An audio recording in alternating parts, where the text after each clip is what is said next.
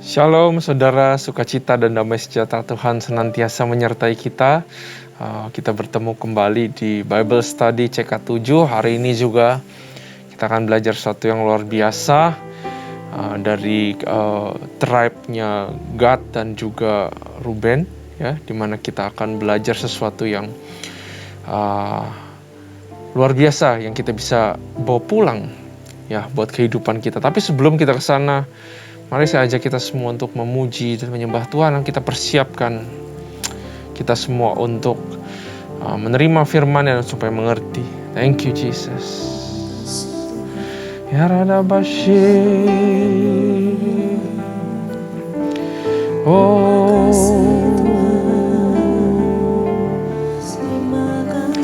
Ya Rada Bashi.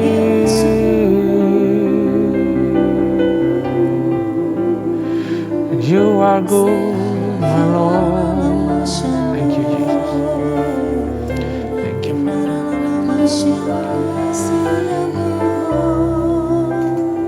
Oh.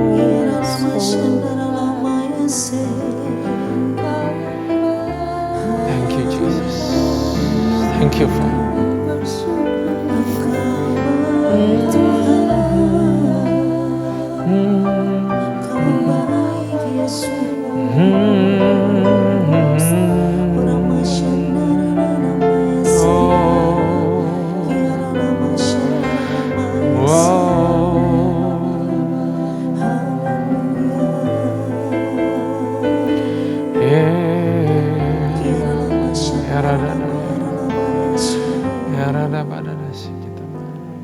Ku tahu Bapa peliharaku, Dia baik, ku yakin Dia selalu sertaku. Dia baik bagiku. Ku tahu Bapa peliharaku, Dia baik, ku yakin Dia selalu sertaku. Dia baik bagiku. Lewat badai cobaan, semuanya mendatangkan kebaikan. Ku tahu Bapa peliharaku, Dia baik bagiku.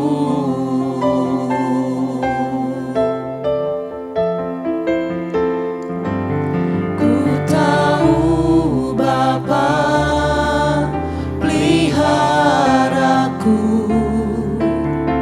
Dia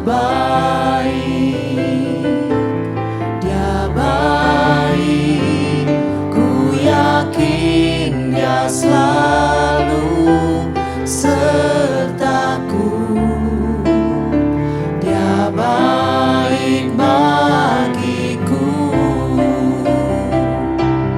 Lewat badai cobaan, semuanya mendatangkan kebaikan.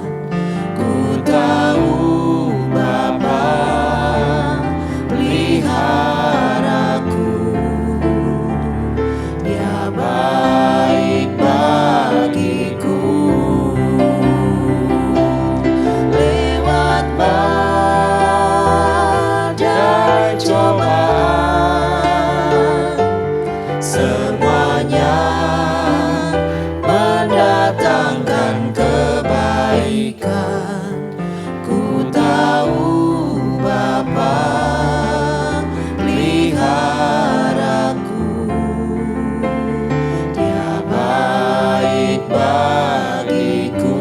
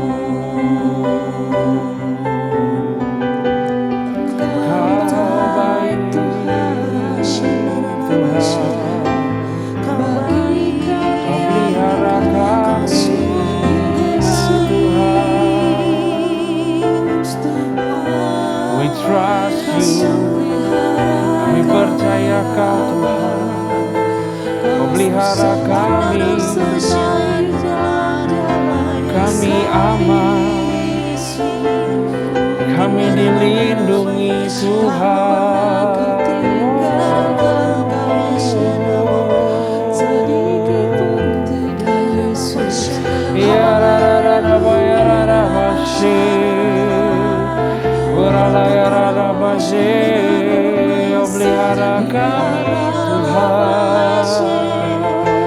Oh Yararabashi, thank you Lord, thank you Lord, oh thank you Lord, thank you Lord, oh thank you Lord. Terima kasih Tuhan, terima kasih Tuhan. Aku percaya Yes. rancanganmu indah, Bapa, ku percaya Kau turut bekerja dalam segala hal, mendatangkan kebaikan bagiku. Bapa, ku percaya rancanganmu indah. Bapa, ku percaya Kau turut bekerja dalam segala hal, mendatangkan kebaikan bagiku.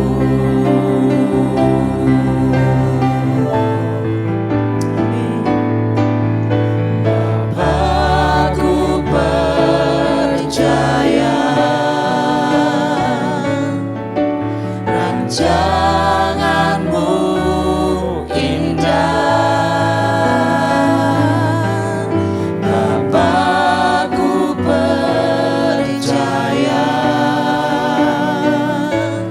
Kau turut bekerja dalam segala hal, mendatangkan kebaikan bagiku.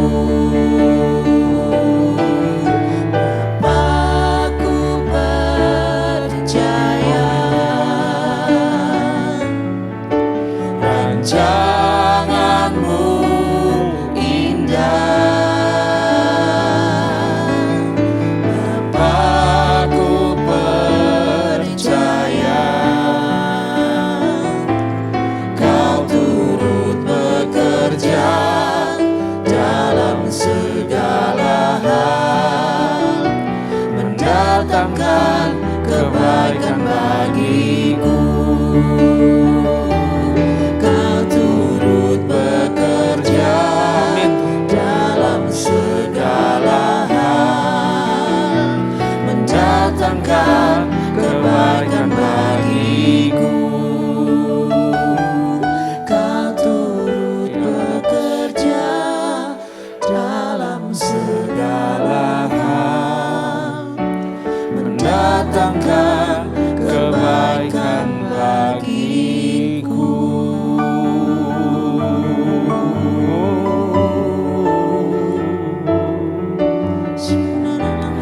Yararabashi,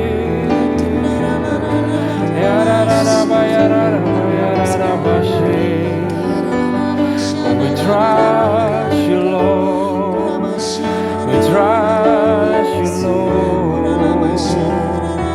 Rancanganmu indah Tuhan, rancanganmu pasti Bapa.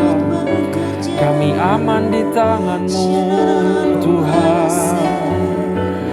Oh, yarararabashi, yaradaba, yaralah, yaradabashi. Terima kasih Tuhan, terima kasih. Thank you Jesus, thank you Jesus.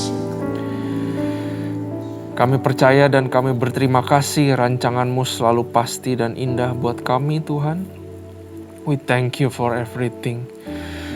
Kami terima kasih Kau setia sama kami.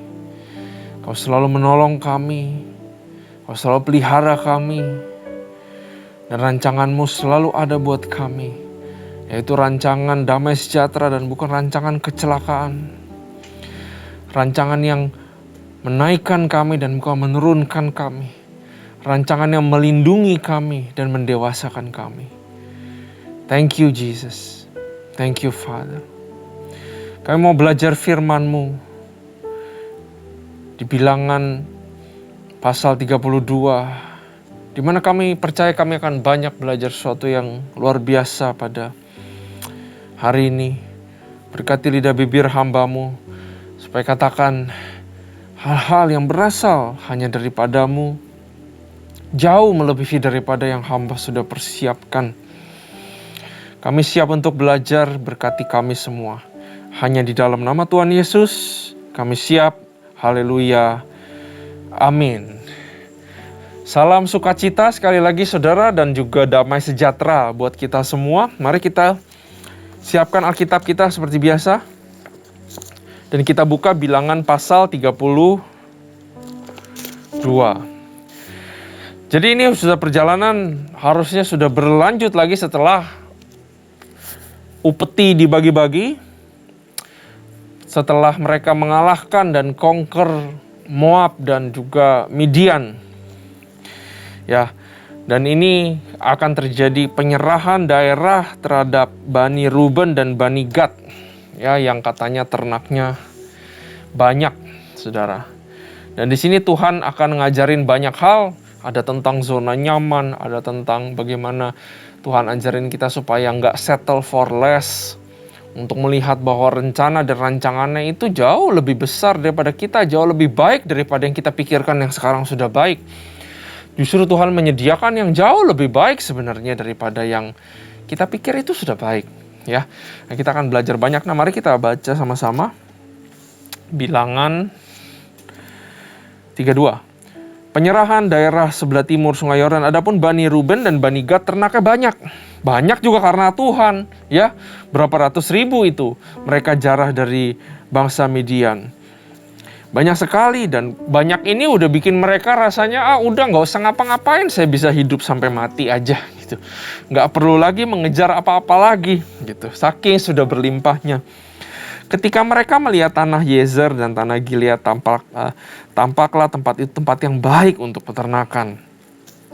Lalu datanglah Bani Gad dan Bani Ruben dan berkata kepada Musa, Imam Eleazar dan para pemimpin umat itu, Atarot, Dibon, Yezer, Nimrah, Hesibon, Eleale, Sebam, Nebo, dan Beon. Negeri yang telah dikalahkan Tuhan untuk umat Israel itulah suatu negeri yang baik. Untuk peternakan dan hamba-hambamu ini memang ada ternaknya. Ya.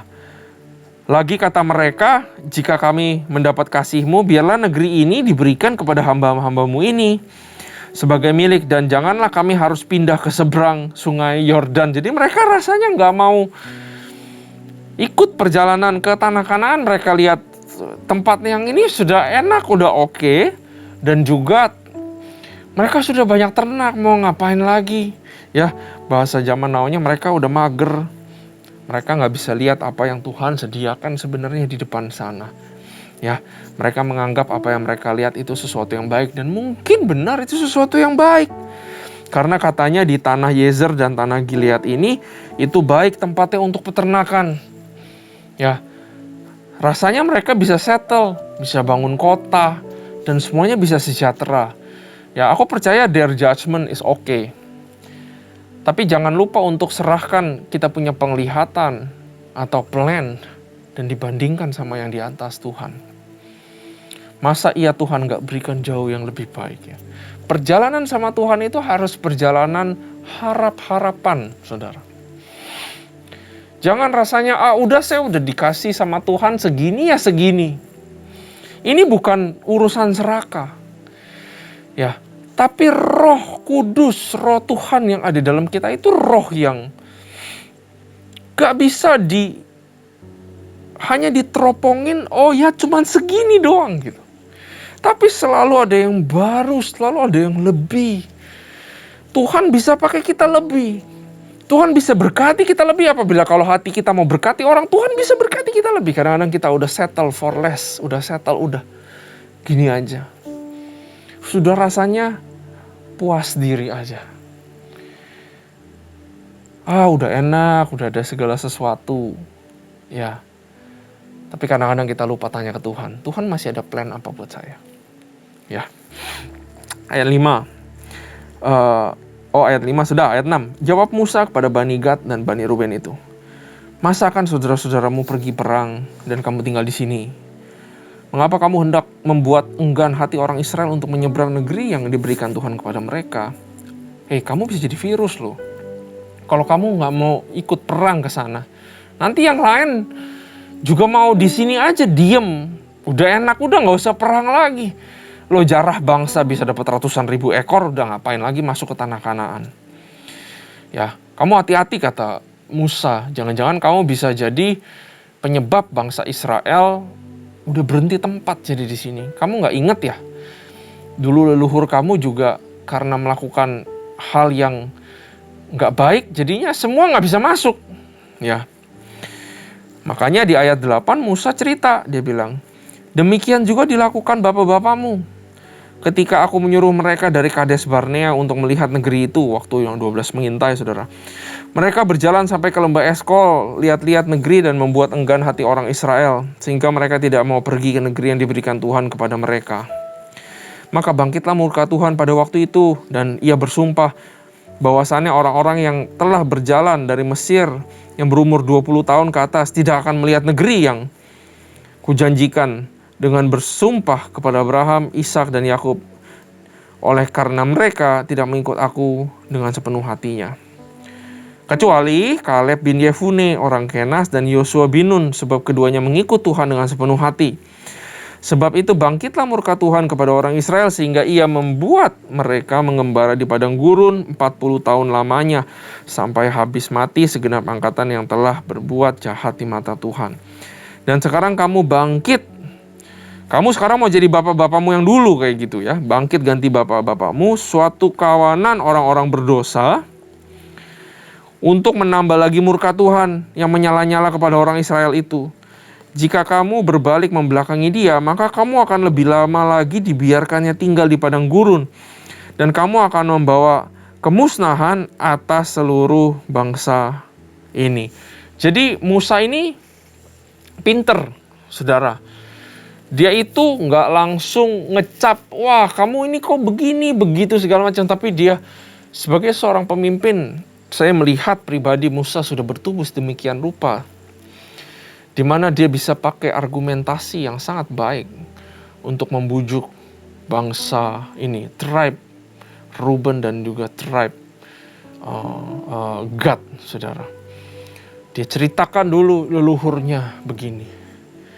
Kalau kamu sekarang begini lagi, apa bedanya kamu sama bapak-bapak kamu? Jangan-jangan bukannya kamu dapat tanah yang di Gilead ini sama Yezer ini, jangan-jangan Tuhan bahkan murka lagi. Dan kamu macam-macam sih, gitu, kata si Musa. Hebat Musa ini. Bukan melampiaskan kekesalannya dia, tapi mencegah supaya bangsa ini nggak kena hukuman dari Tuhan. Itu pemimpin. Makanya saya sekarang ngerti, saudara, kalau kadang-kadang pemimpin kita suka keras. Artinya bukan dia nggak sayang kita, dia justru sayang kita. Dia nggak mau kita kena hukuman dari yang di atas. Karena nggak semua bisa terima atau handle hukuman dari Tuhan. Tuhan mencintai kita. Tapi tabur tuai juga ada. Firman yang sudah diberikan tentang tabur tuai nggak bisa ditarik kembali. Makanya kadang-kadang kita suka diomelin, kita suka ditegur, apa segala macam. Itu untuk kebaikan kita semua. Ya, bukan untuk main enak aja, ngebos atau perintah-perintah atau ini semua. Supaya kita nggak kena hukuman di hadapan Tuhan. Para pemimpin, ya, mari kita pikirkan domba-domba kita.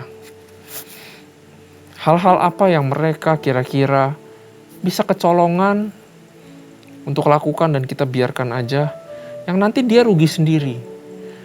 Ya, karena mungkin dihukum sama Tuhan atau dapat sesuatu yang karena kebodohan mereka. Ya.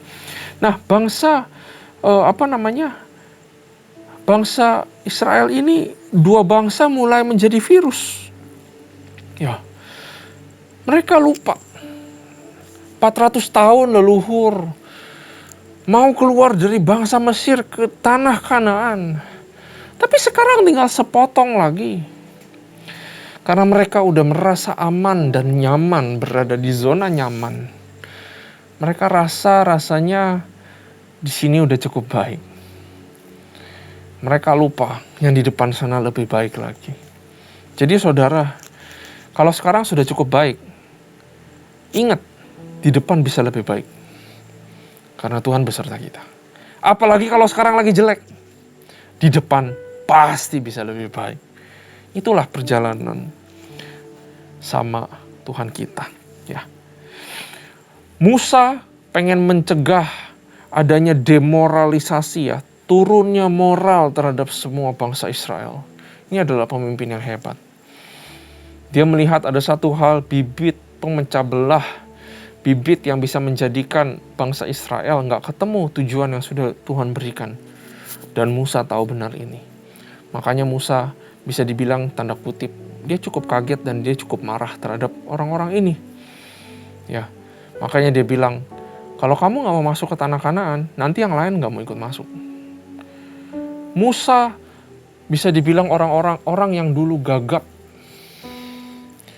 Orang yang dulu bilang ke Tuhan, Tuhan, Harun aja yang jadi pemimpin. Orang yang diragukan sama kakaknya sendiri, Miriam. Tapi sekarang jadi pemimpin yang sangat luar biasa. Yang dia bisa lihat bahwa ada satu masalah yang kecil bisa jadi besar. Dan ini yang bisa mencegah bangsa Israel itu ketemu destininya Tuhan. Musa konfrontasi pemimpin dari Gad dan Ruben face to face dengan confidence. That's pemimpin. Enggak tunda-tunda untuk konfrontasi seseorang yang kita tahu dia bisa salah. Kebanyakan pemimpin atau kita semua kakak rohani, ya udahlah merem sebelah mata.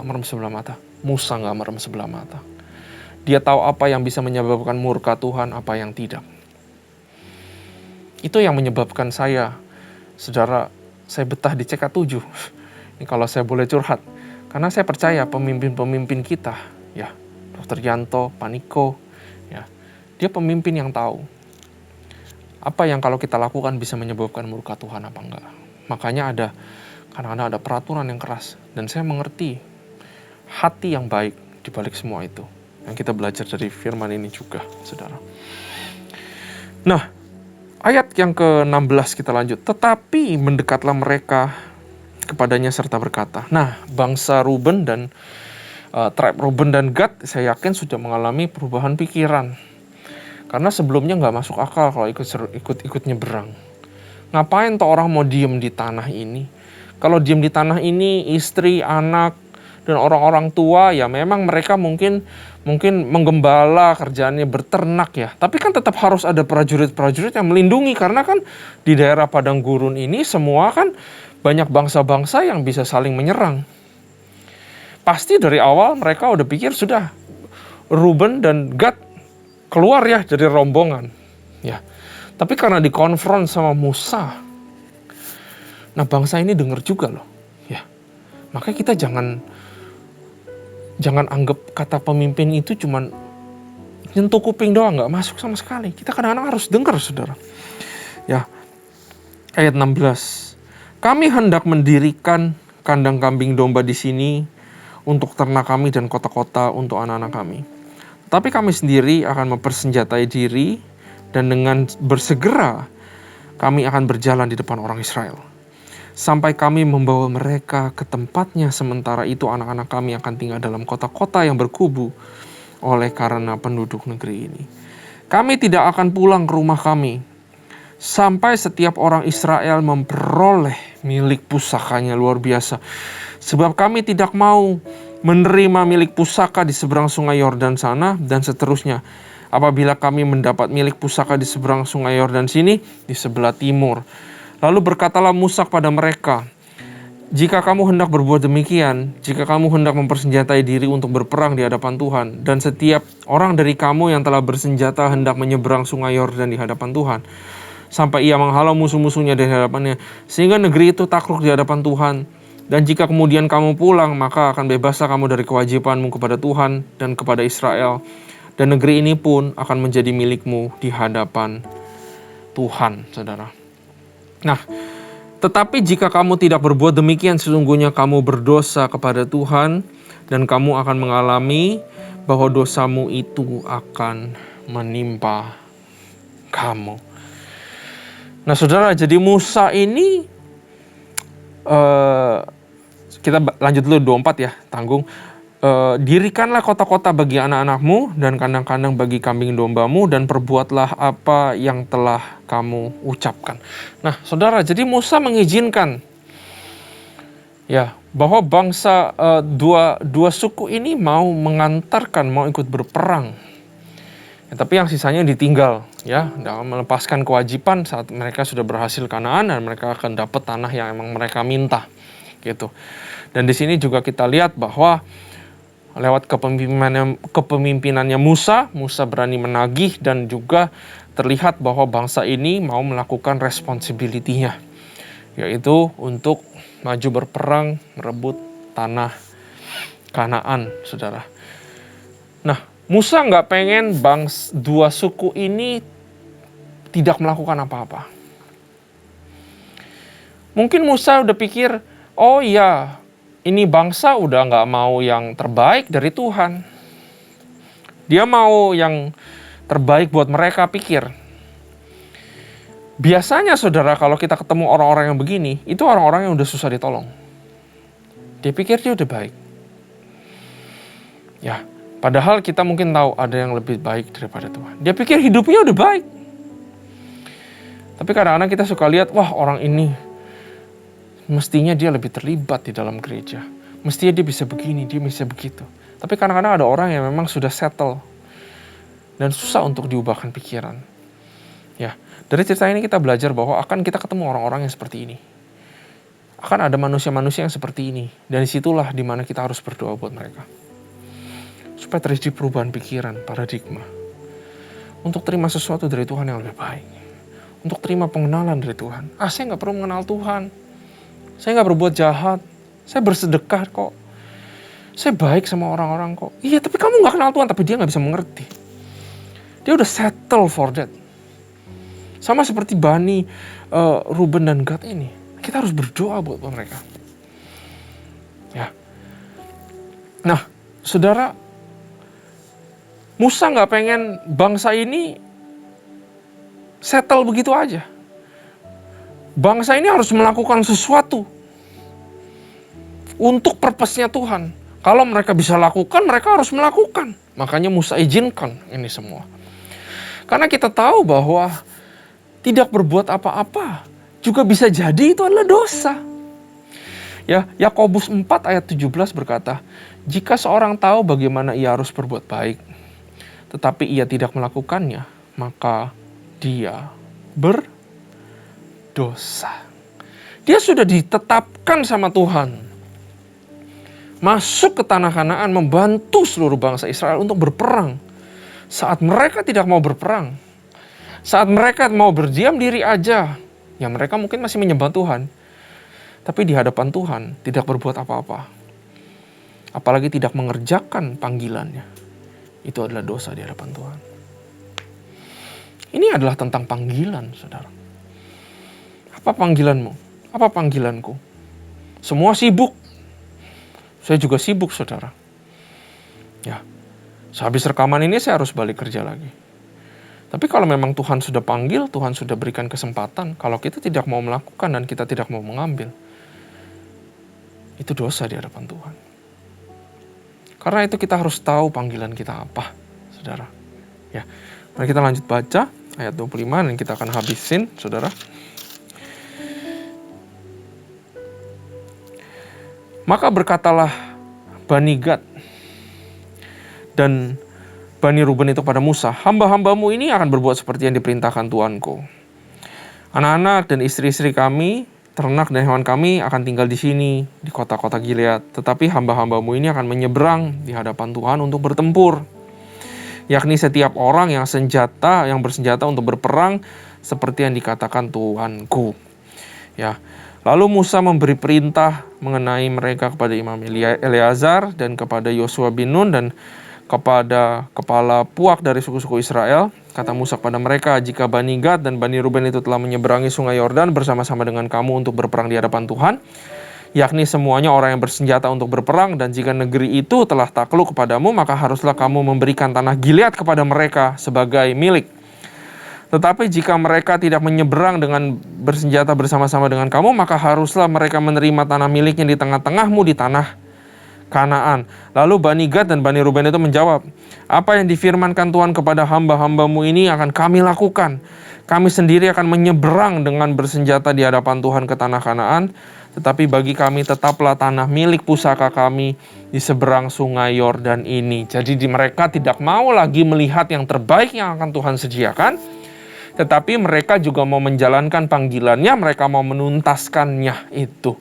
Ya, jadi mereka bisa dibilang berdiri di tengah-tengah, baik enggak, jahat juga enggak. Maka Tuhan membiarkan mereka. Kalau tidak mau berkat yang lebih, tidak mau melihat sesuatu yang Tuhan sudah sediakan, ya sudah, gitu. Ya.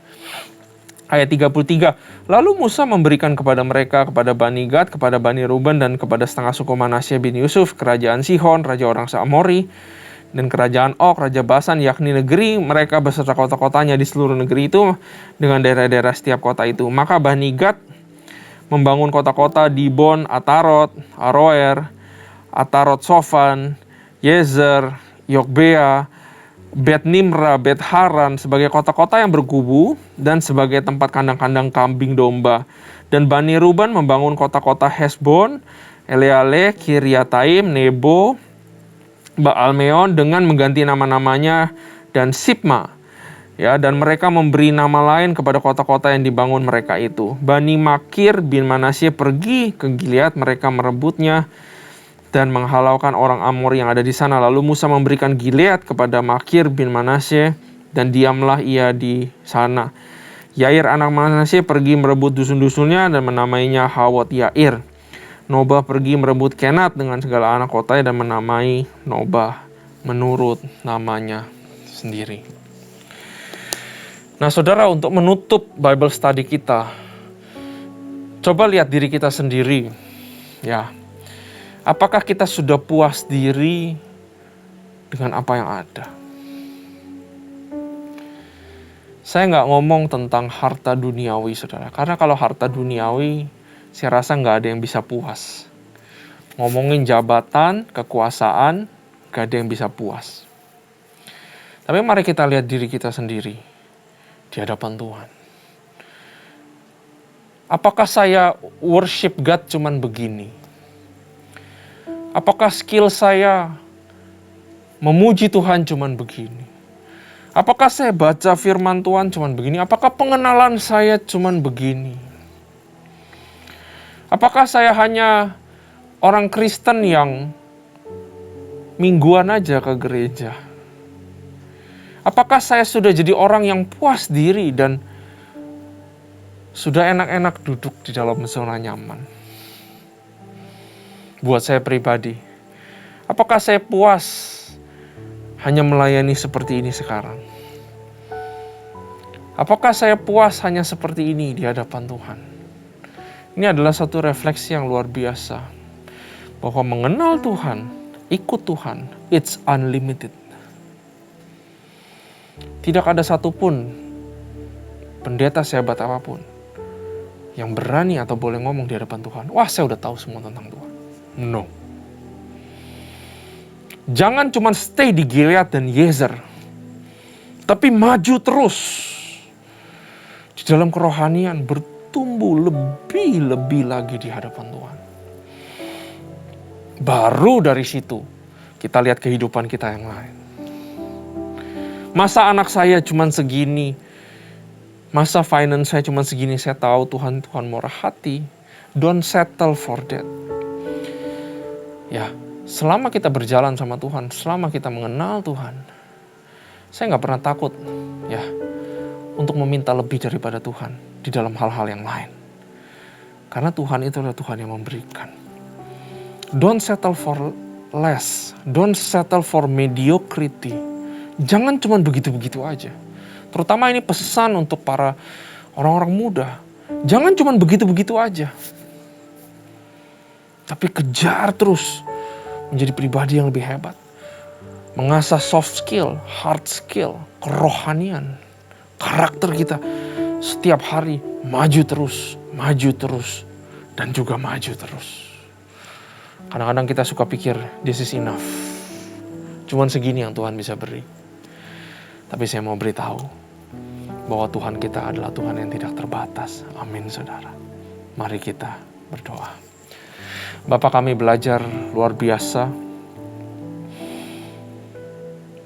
bahwa kami terus harus mengejar purpose daripadamu, Tuhan.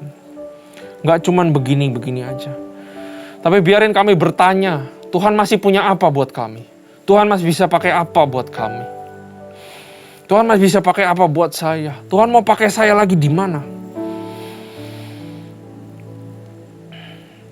Dan biar kami juga mengerti panggilan kami, Tuhan. Dan mengerjakan panggilan kami, Tuhan.